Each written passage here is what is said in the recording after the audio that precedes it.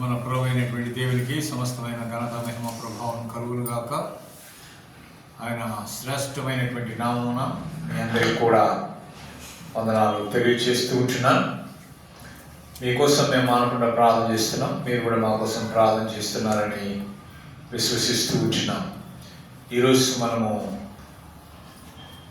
Bible గ్రంథములో నుంచి కొన్ని అంశాలు తీసుకుని ధ్యానం చేయాలని ఆశపడుతూ ఉంటున్నాను.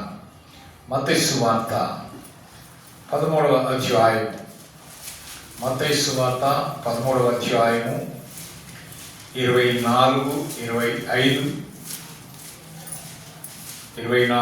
25 వచనాలు. ఆయన మరి ఒక ఉపమానం వారికి చెప్పెను, ఏమనగా పరలోక రాజ్యము తన పొలములో మంచి విత్తనం విత్తిన ఒక మనిషిని పోలి ఉన్నది. మనుషులు నిద్రించుండగా అతని శత్రువు వచ్చి గోధుమల మధ్యను గురుగులు విత్తిపోయాను.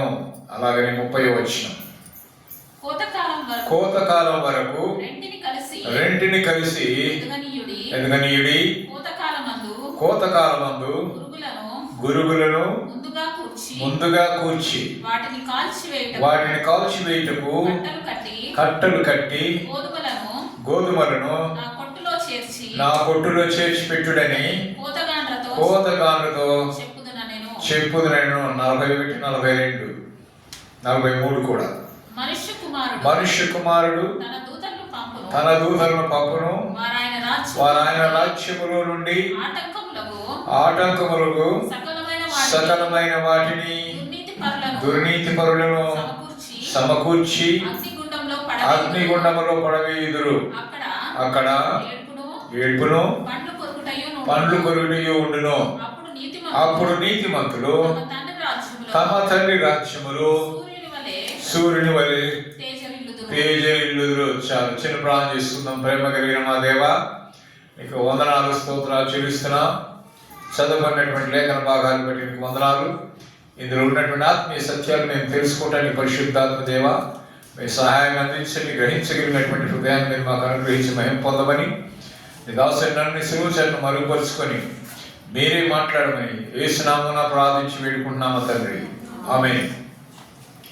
ప్రియమైనటువంటి దేవుని బిడ్డలారా, ఇక్కడ మనం చూస్తున్న మత్తయి సువార్తలో 2 ఉపమానాలు ఇక్కడ మనకు కనిపిస్తూ ఉంటున్నాయి. 2 ఉపమానాలు మనం చూస్తూ ఉంటున్నాం. అయితే ఈ ఉపమానాలన్నింటినీ కూడా మనం క్రోడీకరించి మనం తెలుసుకోవాలని నేను ఆశపడుతూ ఉంటున్నాను. యేసు ప్రభు వారు ఏం చెప్తున్నారంటే, పరలోక రాజ్యము తన పొలములో మంచి విత్తనం విత్తినటువంటి ఒక మనిషిని పోలి ఉన్నది అంటున్నాడు. మనుషులు నిద్రిస్తున్నప్పుడు అతని శత్రువులు ఏం చేశారంట? గోధుమల మధ్యన గురుగులను విత్తిపోయారు. అయితే వాళ్ళు వచ్చి అడుగుతున్నారు, అయ్యా ఎవరు విత్తారు ఏం సంగతి, దాన్ని పీకేద్దామా అని అంటే, వద్దు అవి పీకేటట్టయితే ఈ గోధుమలు కూడా వాటితో కూడా తొలగించబడతాయి, వద్దు వాటిని ఎదగనీయండి అన్నాడు. అంటే కోతకాలం వరకు రెండింటిని కూడా ఎదగనీయండి. కోతకాలం సమయంలో గురుగులను ముందుగా కూర్చి వాటన్నింటినీ కూడా కట్టబెట్టి ఏం చేయాలా? కాల్చివేయాలి. గోధుమల యొక్క కొట్టులో కూర్చండి అని అన్నాడు.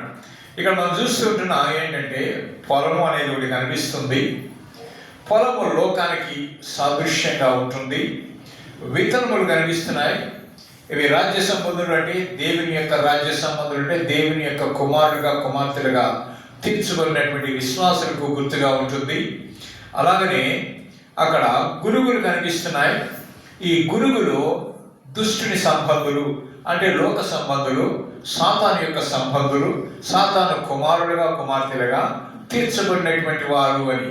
అంతేకాకుండా విత్తినటువంటి వాడు ఎవరు అనంటే శత్రువు అని చెప్పబడుతుంది. శత్రువు ఎవరంటే అపవాది, లేకుంటే అతను వాడికి ఇంకొక పేరు ఏంటంటే సాతానుడు.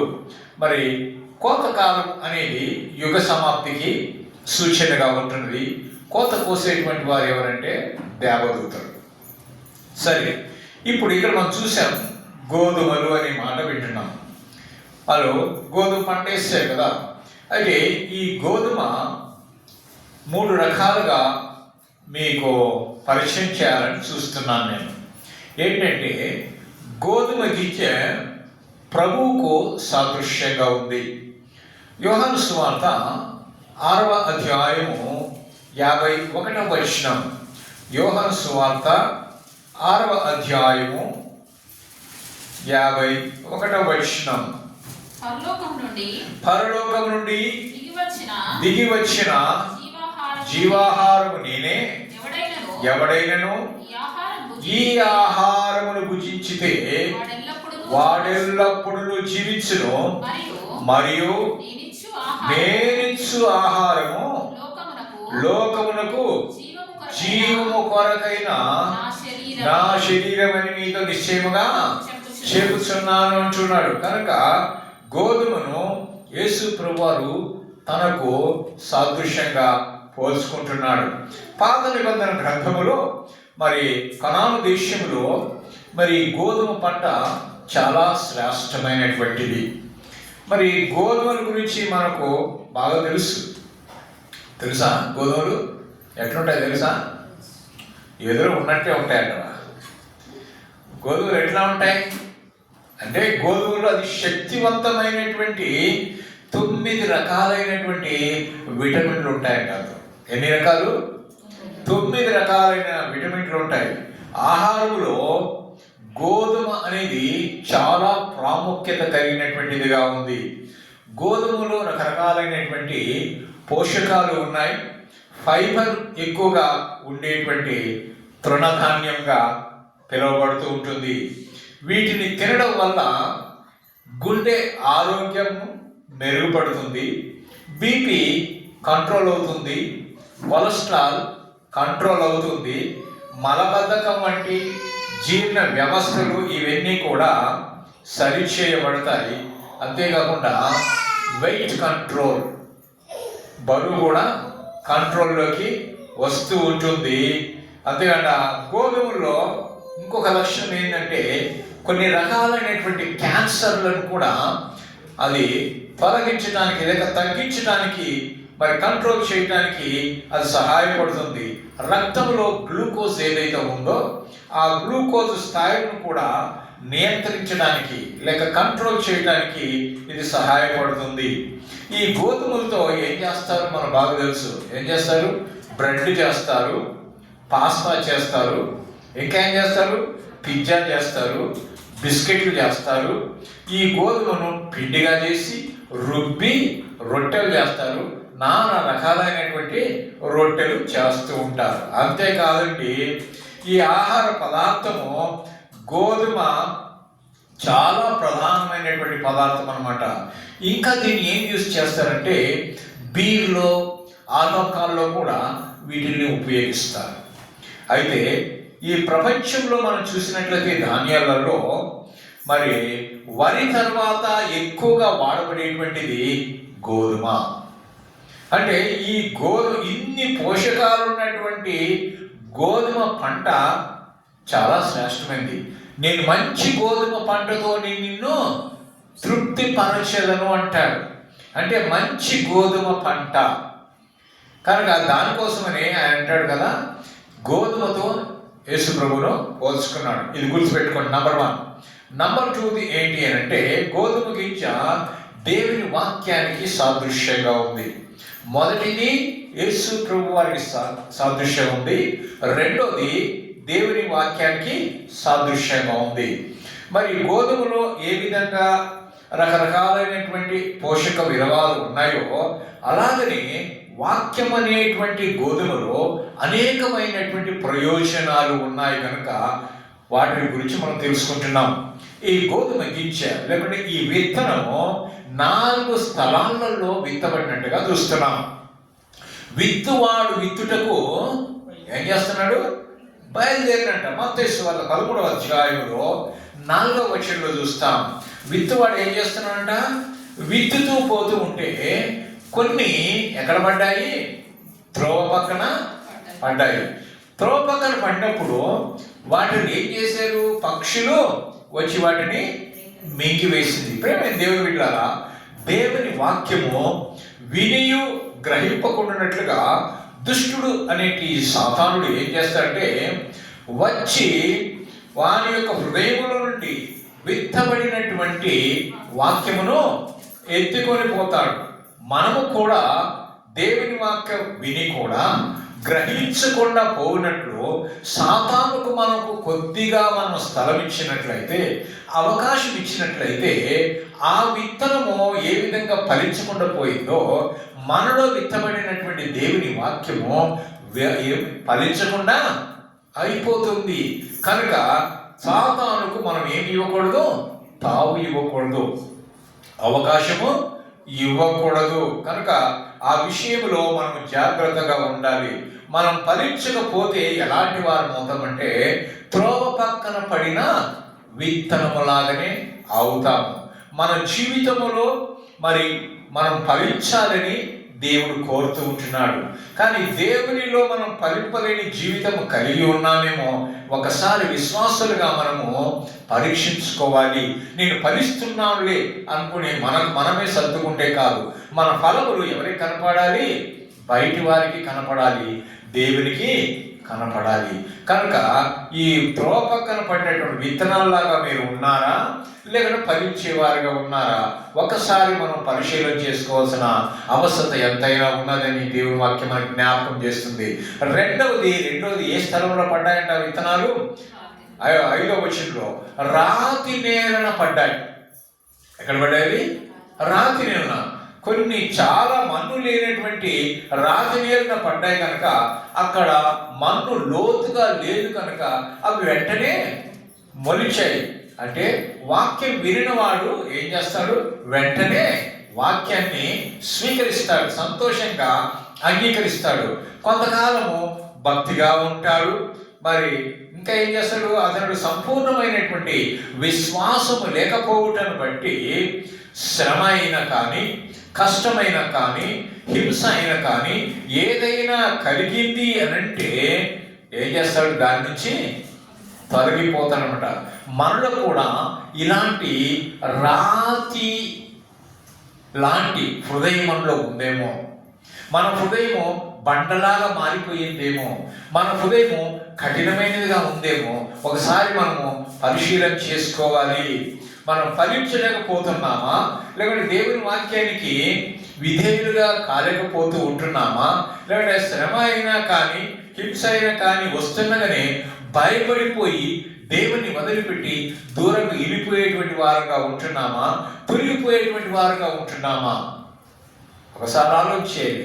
ఒకవేళ అటువంటి పరిస్థితులు ఏర్పడినప్పుడు మనం చేయవలసింది ఏంటంటే, ప్రభువా మమ్మల్ని ఇటువంటి వాటిని హింసలు కానీ, శ్రమ కానీ, ఇబ్బందులు కానీ ఏవి వచ్చినా కానీ వాటికి మేము భయపడకున్నట్లుగా మేము ఫలించి ముందుకు సాగునటువంటి స్వభావాన్ని మాకు అనుగ్రహించండి ప్రభువా అని మనము దేవుని ప్రార్థించేవారుగా ఉండాలి. మరి దేవుని ఎదికేటువంటి వారుగా ఉండాలి. ఎదగడానికి మన జీవితాన్ని కూడా మనం మార్చుకునేటువంటి వారుగా ఉండాలి. 3వ స్థలంలో పడినటువంటి విత్తనము ఎక్కడ పడిందంట? 7వ వచనంలో ముండ్ల పొదలో పడింది. కొన్ని ముండ్ల పొదలు పడిన ముండ్ల పొదలు ఎదిగి ఏం చేశాయి? వాటిని అణిచివేసాయి. అంటే వాక్యం వినినటువంటి వారు ఈ ఐహిక విచారముల చేత, ధన వ్యామోహము చేత, సమస్యలు, బాధలు అనే వాటికి ప్రాధాన్యత ఇచ్చుట వలన వాళ్ళలో ఆత్మీయ జీవితం ఏమైపోతుందంటే పతనమైపోతుంది. కనుక విశ్వాసులు ఈ సమస్యలనే ముళ్ళు మనలో ప్రవేశించినప్పుడు, మరి వాక్యములో ఫలింపలేని పరిస్థితి మనకి ఏర్పడినప్పుడు మనం ఏం చేయాలి అంటే, వాక్యమును ఫలించబడినట్లే వాక్యములో దేవుడు ఎదుగునట్లుగా మనం ఏం చేయాలంటే దేవుని వాక్యాన్ని మనం ధ్యానించేవారుగా ఉండాలి. అనుదినమును ధ్యానించేవారుగా ఉండాలి. ప్రతి దినము చదివేటువంటి వారుగా ఉండాలి. మొదటి కీర్తనలో మనం చూస్తాం కదా, ఏం చూస్తున్నాం అక్కడ? యెహోవా ధర్మశాస్త్రం నందు ఆనందించుచు దివారాత్రము దాన్ని ధ్యానించువాడు ధన్యుడు. అంటే నీవు శోధనలో పడిపోకుండా నీ మార్గాలను సరిచేసుకోవడానికి, శోధనలు జయించడానికి నీకు దేవుని యొక్క వాక్యం ఎంతగానో సహాయము చేస్తుంది. 4వ స్థలం ఏంటి? ఎక్కడ పడింది? 8వ వచనం చూస్తాను. మంచి నేలన పడింది అనమాట. సో కొన్ని మంచి నేలన పడి ఒకటి 100 ఒకటి 60 మరి ఒకటి 30 ఫలించింది. మంచి నేల అంటే మంచి హృదయం, మెత్తని హృదయం, దేవుని అంగీకరించడానికి సిద్ధపడినటువంటి హృదయం. అనేక సార్లు మనం చూస్తాం, మన హృదయాన్ని మనం కఠినపరుచుకుంటాం, మన హృదయాన్ని మనము భద్రపరుచుకొని మనం సాధానికి ఇవ్వడానికి ఇష్టపడతాం, కానీ దేవునికి ఇవ్వడానికి ఇష్టపడం. మరి మన హృదయము ఎలా ఉండాలి అంటే సున్నితమైనటువంటిది అంటాం కదా. మన హృదయం దేవుని స్వీకరించేటువంటి హృదయముగా ఉండాలి. ఎప్పుడైతే మనం దేవుని వాక్యాన్ని స్వీకరిస్తామో, దేవుని వాక్యాన్ని మనం గ్రహించగలుగుతామో, అప్పుడు దేవుని వాక్యాన్ని మనం ఏమవుతాం? లోబడతాం. ఎప్పుడైతే మనం లోబడతామో అప్పుడే మనము 30 60 100 ఫలిస్తాం. కనుక ప్రియమైన దేవుని బిడ్డలారా, మంచి నేలను పడిన పంటకు ఆ యొక్క విత్తనానికి యజమానుడు సమస్తాన్ని కూడా సమకూరుస్తాడు. కనుక విత్తనము అది బహుగా ఫలిస్తుంది. మనము కూడా మన యజమానుడైనటువంటి దేవుని యొక్క సంఘములో ఉన్నప్పుడు, మనము దేవుని వాక్యము చేత మనము బలపరచబడుతున్నప్పుడు, బోధించబడుతున్నప్పుడు, హెచ్చరించబడుతున్నప్పుడు మనల్ని యేసయ్య బహుగా ఫలింప చేస్తాడు. ఇప్పుడు మీకు చెప్పారు, మొదటిది గోధుమ గింజ దేనికి సాదృశ్యంగా ఉందని చెప్పాను? దేవునికి, అంటే యేసయ్యకు సాదృశ్యంగా ఉంది. రెండవది వాక్యానికి సాదృశ్యంగా ఉంది. మూడవది విశ్వాసకి సాదృశ్యంగా ఉంది. చూడండి, హెబ్రీయులకు రాసిన పత్రిక 11వ అధ్యాయము 6వ వచనంలో మనం గమనించినట్లయితే అక్కడ ఆ గ్రంథకర్త ఏమంటున్నాడంటే, విశ్వాసము లేకుండా దేవునికి ఇష్టుడై ఉండుట అసాధ్యము. దేవుని యొద్దకు వచ్చువాడు ఆయన ఉన్నాడనియు, తను వెదకు వారికి ఫలము దయచేయువాడనియు నమ్మవలెను అంటున్నాడు. నమ్మవానికి సమస్తమును సాధ్యము. ఆయన వస్తానన్నాడు కదండి, వస్తానన్నాడు. వచ్చాడా లేదా? వచ్చాడు. పాపలకై మరణిస్తానన్నాడు. మరణించాడా? మరణించాడు. మరణమును జయించి తిరిగి లేస్తానన్నాడు. లేచాడా? లేచాడు. పరలోకానికి ఆరోహణం అవుతానన్నాడు. ఆరోహణమయ్యాడా? అయ్యాడు. నేను వెళ్ళి మీకు ఆదరణకర్తను పంపిస్తానన్నాడు. మరి ఆదరణకర్త అయినటువంటి పరిశుద్ధాత్మ దేవుడిని మన కోసం ఈ లోకానికి పంపించాడా లేదా? పంపించాడు. ఇంకా ఏమన్నాడు? నేను మరలా వస్తా అన్నాడు. ఇన్ని చెప్పినటువంటి వాడు రాకమంటాడా? తప్పకుండా వస్తాడు. కనుక అది మనము నమ్మాలి అన్నమాట. కనుక ఆయన వచ్చేటప్పుడు ఎలా వస్తాడు? త్వరగా వస్తున్నా అంటున్నాడు.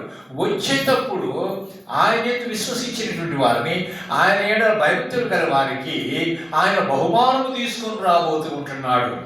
ఆయన జీతము తీసుకొని రాబోతూ ఉంటున్నాడు. ప్రకటన గ్రంథం 22వ అధ్యాయము 12వ వచనం.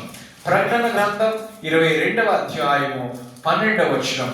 ఇదిగో త్వరగా వచ్చుచున్నాను, వాని వాని క్రియల చొప్పున ప్రతి వానికి ఇచ్చుటకును నేను సిద్ధపరిచిన జీతము నా యొద్ద ఉన్నది. అంటే is going to bring the salary, is going to bring the reward. ఏమండి, మనకు బహుమానము, మన జీతము ఆయన మనకు తీసుకుని రాబోతున్నాడు. కనుక పుచ్చుకోవడానికి మనము సిద్ధంగా ఉండాలి. చూసండి, ఇక్కడ విత్తనము విత్తబడింది పొలంలో, అది గమనించాం. ఈ యొక్క విత్తనము విత్తబడిందని చూసుకున్నాం కదా. మరి అది ఎక్కడ విత్తబడింది? పొలంలో విత్తబడింది. పొలంలో విత్తబడినప్పుడు ఎవరు వచ్చి మధ్యరాత్రుల్లో మరి గురుగులు విత్తాడు? శత్రువు వచ్చాడు, అవునా కదా. మరి ఈ యొక్క ఏమి విత్తాడు? గురుగులు విత్తాడు, అవునా కదా. ఈ గురుగులు అంటే ఏంటో తెలుసా? ఇవి కలుపు మొక్కలు. మనము పొలంలో చూస్తుంటాం, వాటితో పాటు చిన్న చిన్న పిచ్చి పిచ్చి మొక్కలు మొలుస్తాయి కదా, అలా అన్నమాట. ఇవి కలుపు మొక్కలు. గోధుమ పొలంలో అవాంఛితంగా పెరిగేటువంటి కలుపు మొక్కలు. ఇవి ఆహారానికి అసలు పనికిరావు. గోధుమల మొక్కల వలే ఉంటాయి, గోధుమ మొక్కల వలే ఉంటాయి. కానీ చివరకు గోధుమకు హాని కలిగించేటువంటివిగా ఉంటాయి. ఇవి పొలంలో గోధుమతో పాటు ఇవి పెరుగుతూ ఉంటాయి. సాధారణంగా ఎవరు విత్తుతారంటే శత్రువే వచ్చి వాటిని విత్తుతారు. వ్యవసాయంలో ఇది గోధుమ పంటను దెబ్బతీస్తూ ఉంటుంది. మరి ఈ యొక్క గురుగులు దేనికి గుర్తుగా ఉన్నాయంటే భక్తిహీనతకు గుర్తుగా ఉంది, మూఢునికి గుర్తుగా ఉంది. ఎవరు గుర్తుగా ఉంది? మూఢుని గురించి బైబిల్ గ్రంథం ఏం చెప్తుందో తెలుసా? సామెతల గ్రంథం 27వ అధ్యాయం 22వ వచనం. సామెతల గ్రంథం 27వ అధ్యాయం 22వ వచనం. మూఢుని ఎక్కడంట? రోటిలోని గోధుమలలో వేసి రోగడ దక్షిణ వాని మూఢతవాన్ని వదిలిపోదు. అంటే రోట్లో గోధుమలు ఎట్లా వేసి దంచుతారో ఆ గోధుమలతో పాటు ఈ మూడుని కూడా వేసేసి వాని పెట్టి దంచినా కానీ వాని మూఢత మాత్రం పోదు. అందుకని వాడిని ఏమంటామంటే మూర్ఖుడు అంటాం. కానీ మూర్ఖత్వంగా మాట్లాడుతూ ఉంటారు కొంతమంది. నేను పట్టుకున్న కుందేలుకి 3 కాళ్ళు అంటారు. ఈ గుర్రాన్ని చూసి గాడిద అంటే గాడిదనే, గాడిద చూసి గుర్రం అంటే గుర్రమే. నేను చెప్పిందే నెగ్గాలి, నేను చెప్పిందే చెయ్యాలి అని పట్టుదల కలిగినటువంటి మూర్ఖులు అంటాం. కనుక మూఢత్వము అనేది స్వాభావికముగా బాల్యము నుంచే వస్తుందట. కనుక మూడుని మార్చాలి అంటే చాలా కష్టం. కనుక ప్రేమైన దేవుని బిడ్డలారా, మరి ఈ గురుగులు అనేది మూఢులకు సాదృశ్యంగా ఉంటుంది. మరి ఈ సాతానుడు ఏం చేస్తాడు అంటే మనల్ని విశ్వాసం నుండి మనల్ని పాడు చేయటం కోసం, అభివృద్ధి పొందకుండా చేయటం కోసము ఈ గురుగులు లాంటి కలుపు మొక్కలు అంటే భక్తి జీవితంలో విశ్వాసములో ఎదగకుండానట్లుగా అవంతరాలను అభ్యంతరాలను కలగజేస్తాడు. కనుక భక్తి జీవితాన్ని కాపాడుకొని దేవుని యందు విశ్వాసంతో ఎదిగితే కొంతకాల సమయంలో మనము గోధుమల గింజల వలె మనము దేవుని రాజ్యములో ఉంటాం. లేకపోతే గురుగుల వలె కట్టలు కట్టబడి అగ్నిలో పడవేయబడతాం. ఇప్పుడు మనం ఒక ప్రశ్న, మీరు గురుగుల్లాగా ఉన్నారా, గోధుమల్లాగా ఉన్నారా? మన విశ్వాస జీవితము ఏ విధంగా ఉన్నది? ఏమండి, గోధుమ పంట రావాలి అంటే ఏం చేయాలి? గోధుమ పంటకు రావాలి అంటే ఏం చేయాలి? మొట్టమొదటిగా విత్తబడాలి. దాని తర్వాత ఏం చేయాలి? ఫలించాలి. తర్వాత ఏమవుతుంది? కొయ్యాలి. అవునా కదా? అలాగనే విశ్వాసి కూడా 3 రకాల ఫలింపు కలిగి ఉంటాడు. విశ్వాసి కూడా 3 రకాల ఫలింపులు. ఒకటి చూసినట్టయితే, ఒకటి దుళ్ళగొట్టబడాలి. ఏం కొట్టబడాలి? దుళ్ళగొట్టబడాలి. రెండవది తూర్పారబట్టబడాలి.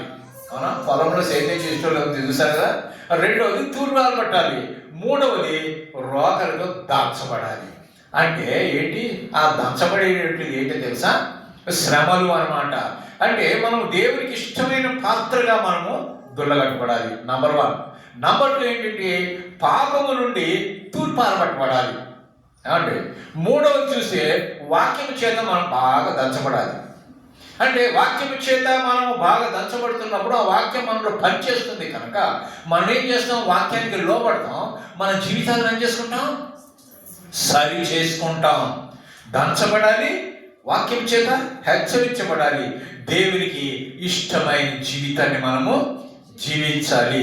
మంచి నేల అనేది దేవుని సంఘానికి గుర్తుగా ఉంటుంది.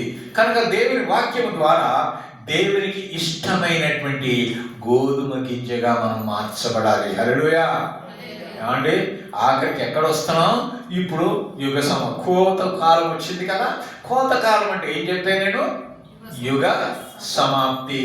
అంటే యుగ సమాప్తి సమయంలో కోతకాల సమయంలో ఏమన్నాడు ఆయన? కోత వారిని పంపిస్తాను అన్నాడు కదా. అంటే యుగ సమాప్తి యందు యేసు ప్రభు వారు ఏం చేస్తారు? తన దూతల్ని పంపిస్తాడు. సో వారి దూతలు వచ్చి ఏం చేస్తారంట, రాజ్యములో నుండి 41-42 వచనంలో మనం చూస్తున్నాం. ఏం చేస్తున్నాం అక్కడ, రాజ్యములో నుండి ఆటంకములకు సకలమైన వాటిని దుర్నీతి పరులందరినీ కూడా సమకూర్చి ఎక్కడేస్తారంట, ఎక్కడేస్తారమ్మా చదవాలా, అక్కడ ఉందిగా, అగ్నిగుండంలో పడవేస్తారు. ఇప్పుడు మీరు ఎక్కడ పడవేయబడతారు, ఏమండి ఎక్కడ పడవేయబడతారు? పరలోకాలు పడవేయబడతారా, లేకపోతే నరకాలు పడవేయబడతారా? ఏమండి ఇవి అగ్నిగుండంలో పడవేయబడతాయి. అగ్నిగుండంలో ఏముంటుందంట, అక్కడ ఏడుపును పండ్లు కొరుకుటయు ఉంటుంది. అయితే నీతివంతులైనటువంటి వారు దేవుని యొక్క రాజ్యంలో ఎట్లుంటారంట, సూర్యుని వలె తేజెలుతారు. ఇప్పుడు మీరు సూర్యుడిలాగా తేజెలుతారా, లేకపోతే అగ్నిగుండంలో పడతారా? యేసు ప్రభు వారు ఎందుకు వచ్చారు ఈ లోకానికి? అగ్నిగుండంలోనిగా మనం పోకుండా పరలోక రాజ్యములో మనం సూర్యుని వలె తేజరిల్లాలని, ప్రజ్వలిల్లాలని, వెలిగించే వారిగా ఉండాలని, కాంతివంతులుగా ఉండాలని మనల్ని చెయ్యాలని ఆయన ఈ లోకానికి వచ్చాడు.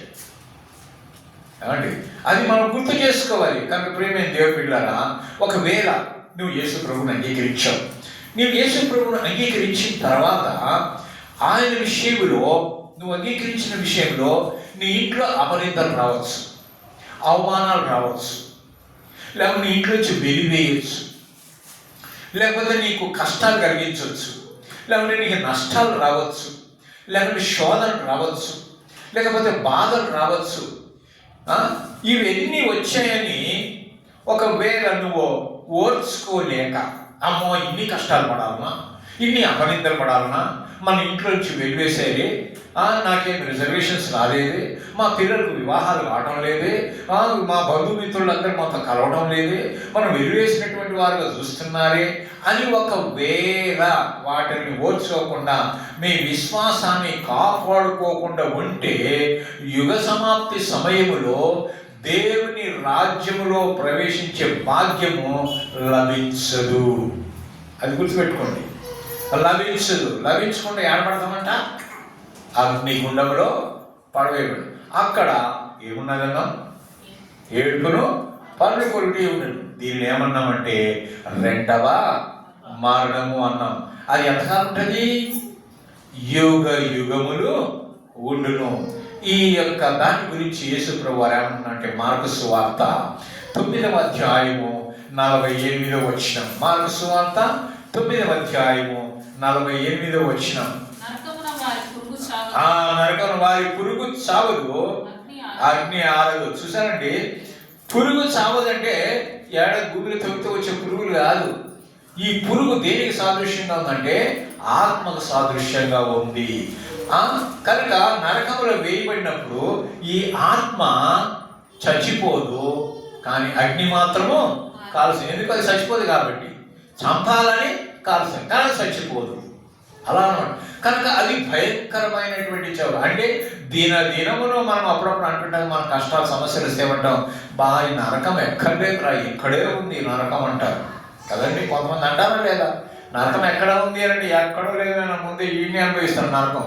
మంచంలో పడి అనుభవిస్తున్నా, కుటుంబంలో అనుభవిస్తున్నా, ఏమంటే సమస్యల్లో అనుభవిస్తున్నా, ఈ నరక యాదం వద్దురా బాబు అనుకుంటారు కదా. అలాగా ఈ సమస్యలకే నువ్వు నరక యాదన అంటే నేను తీసుకుపోయి నిత్యం కార్యక్రమంలో పడేస్తే మరి అది నరక యాదన ఎట్లా ఉంటుంది? అది ఒక రోజు ఉండేది కాదు. ఇదైతే ఎట్లా ఉంటుంది తెలుసా, కొంతకాలము నీకు ఆ సమస్యలు తీరిపోతాయి, నరకం నుంచి బయటపడతాం. అక్కడ అట్లా బయటపడేది అవకాశము లేదు. యుగ యుగములు, దానికి అంతము లేదు.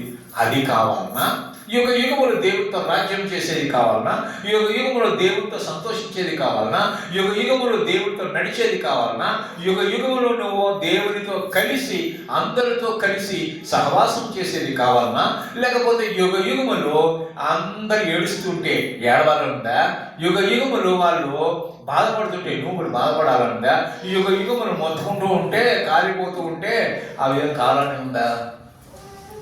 ఏమండి ఆలోచించేయండి. ఎంత భయంకరం, నరకం కావాలన్నా పరలోకం కావాలన్నా ఆలోచించండి. తీర్మానము నాది కాదు, మీది. ఎవరిది? వినేవారిది. ఎవరు వినేటోళ్ళు? ఎవరైతే మారు మనసు పొందలేదో, ఎవరైతే రక్షణ పొందలేదో వారు తీర్మానించుకోవాలి.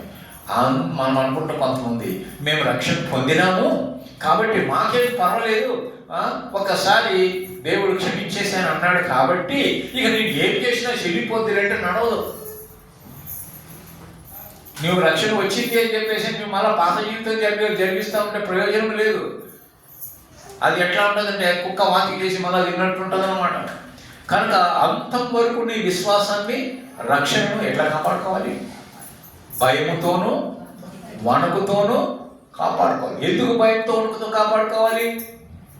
సాతానుడు దానిలోంచి మనం మళ్ళించడానికి, దాంట్లోంచి మనం పడవేయటానికి, దేవుడి నుంచి దూరం చేయడానికి, నరకానికి తీసుకుని పోవడానికి వాడు అనేకమైన ఆకర్షణలు కలగజేస్తాడు, అనేక విధమైన సమస్యలు క్రియేట్ చేస్తాడు. నువ్వు నమ్ముకున్న దానికి ఇన్ని సమస్యలు వచ్చినాయి, ఏం నిర్ణయం చెప్పు? నువ్వు ఇన్ని రోజుల నుంచి రెగ్యులర్గా చర్చికి పోతున్నావు, ప్రార్థన చేస్తున్నావు, అన్నీ చేస్తున్నావు, దేవునికి నేనే చూడు అని చెప్పి మనలో ఏం పుట్టిస్తాడు? అనుమానము పుట్టిస్తాడు. ఒకవేళ మనలో అనుమానం రాకపోయినా పక్కందాగా చెప్పిస్తాడు అనమాట. పక్కోడు అంటాడు, నువ్వు పోతున్నావు కదా పోయి ఏం చేసి నీకేమో చెల్లాగా వచ్చింది చెప్పు అంటాడు కదా. అంటే ఆ విధంగా మనల్ని నిరుత్సాహపరిచి దేవుడి నుంచి దూరం చేయాలని చూస్తాడు. అయినా కానీ వాటినన్నిటి కూడా మనం ఏం చేయాలా? ఓర్చుకునేటువంటి వారు. అందుకనే భయముతోనూ వణుకుతోనూ మన విశ్వాసాన్ని మనము కాపాడుకోరు. కానీ ప్రియమైన దేవుని బిడ్డలారా, ఎవరైతే మరి రక్షణ పొందనటువంటి వారుగా ఉంటారో, లేకుంటే యుగ సమాప్తిలో మరి ఈ యొక్క ఆటం కలిగించేటువంటి వారుగా, దుర్నీతిపరులుగా ఉంటారో, రక్షణ పొందనటువంటి వారుగా ఉంటారో, వాళ్ళు నరకంలో వేయబడతారు కదా. అటువంటి వారిలాగా మనం ఉండకుండా ఉండాలని, దేవుని వాక్యం వినాలని, దేవుని వాక్యానికి లోబడాలని, దేవుని వాక్య ప్రకారం మనం నడుచుకోవాలి అని ఎన్ని అపనిందలు వచ్చినా, ఎన్ని అవమానాలు వచ్చినా, ఎన్ని కష్టాలు వచ్చినా, ఎన్ని నష్టాలు వచ్చినా, ఎన్ని బాధలు వచ్చినా, ఎన్ని సమస్యలు వచ్చినా, ఎన్ని వ్యాధులు వచ్చినా, ఇవి అన్నిటిని కూడా మనం ఓర్చుకొని విశ్వాసమును కప్పైన యేసయ్య వైపు చూస్తూ మనం ముందుకు సాగుతూ ఉండాలి. అలాంటప్పుడే యుగ సమాప్తి సమయంలో మనము ఎత్తబడతాం కదండి. పరలోక రాజ్యంలో ప్రవేశించేటువంటి భాగ్యం మనకి లభిస్తుంది. అంతేకాకుండా ఆయన రాజ్యములో మనము ఎలా ఉంటామంట? సూర్యుని వలె తేజరిల్లుతాం. మీకు తేజరిల్లాలని ఉంటే మీ విశ్వాసాన్ని కాపాడుకోండి. మీరు ప్రజ్వరించే వారిలాగా ఉండాలి అంటే మీ రక్షణను మీరు కాపాడుకోనండి. ఆ విధంగా మీరు తేజరిల్లే వారిగా ఉండాలని, అట్టి కృప దేవుడు మీకు అనుగ్రహించాలని పరిశుద్ధాత్మ దేవుడు మీకు సహాయము చేయునుగాక. ఆమేన్. గమనించారా?